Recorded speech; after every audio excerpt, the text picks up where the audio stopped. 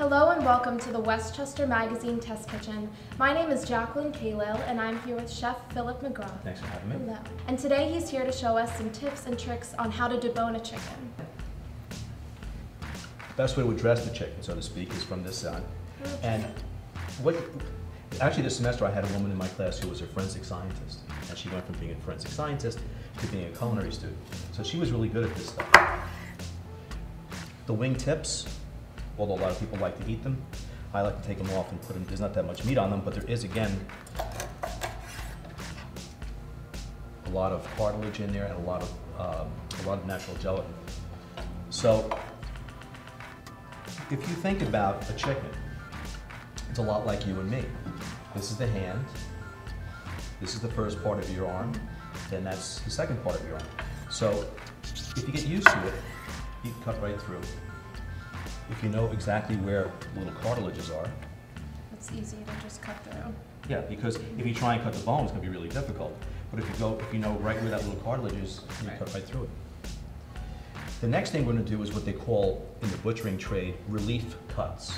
Okay, what the relief cut does, and again, you see I'm not really cutting very much, I'm kind of pulling, using my fingers like that, okay? The same thing on this side, you make this little relief cut of the skin. And that just helps you? It helps to separate the meat. And again, some people like to cook chicken with the skin on.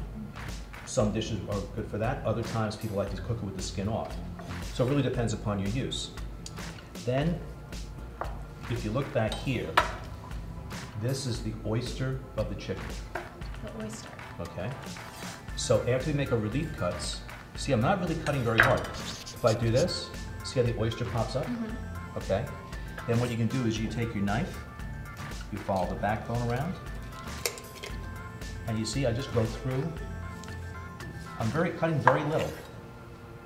See, that's the oyster that you've removed from that little section of the back. And again, the other side, the same thing. You kind of pop it, and you see what happens. That's that's like if you want to disjoint somebody, that's the easy way to do it. But it's really just knowing the anatomy of the chicken and not being afraid and following it through. And what I'm doing now, again, it's kind of like a relief cut. What I'm doing is taking the backbone off and just really snapping his backbone. Some cultures prize chicken fat. You can render chicken fat down or poach it down and use it as a spread. It's called schmaltz.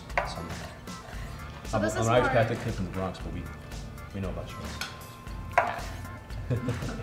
So this is a more cost-effective way of It's cost-effective because you've got, I can cook chicken wings. What I can do is put the chicken wings in the soup. I can make the chicken wings a little bit of an appetizer. I've got the backbone and these little ends of the chicken wings and the neck for soup or for stock.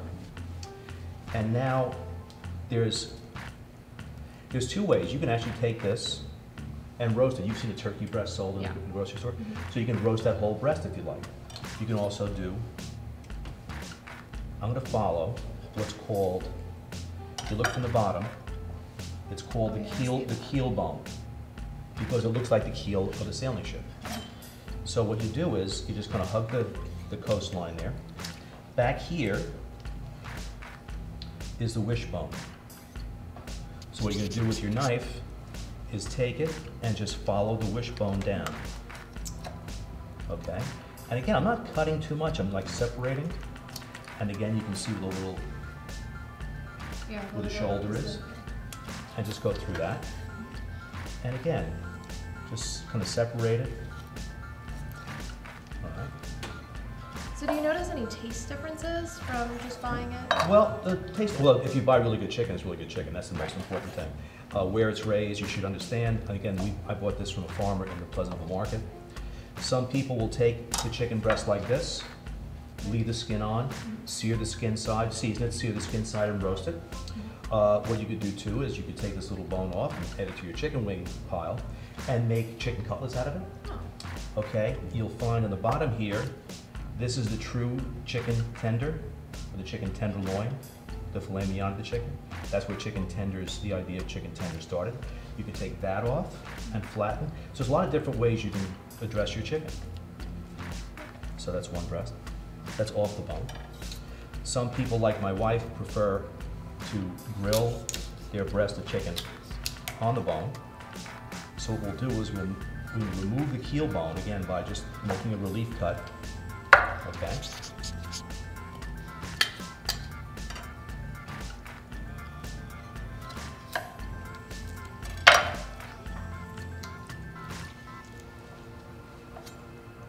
And going through the back of the chicken. In this way, you can leave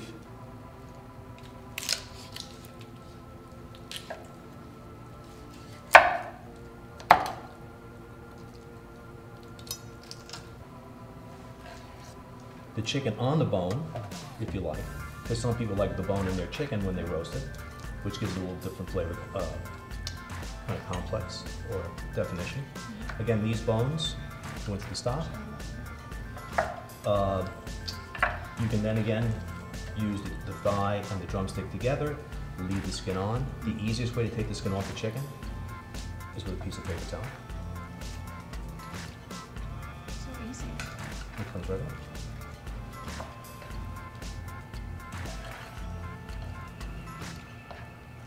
Then again, when you look at the anatomy, there's the kneecap. So you have a thigh, drumstick, thigh and drumstick attached. What a lot of people do too now is to bone out or boneless chicken thighs. See what you do is kind of shave the meat off.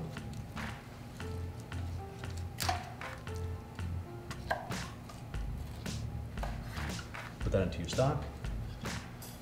People take these and stuff them sometimes and roast them. You can put them into a sauce, you can put them into a stew. And then you've got your kind of traditional chicken leg. You think you can do that? I think I'd need to see it again.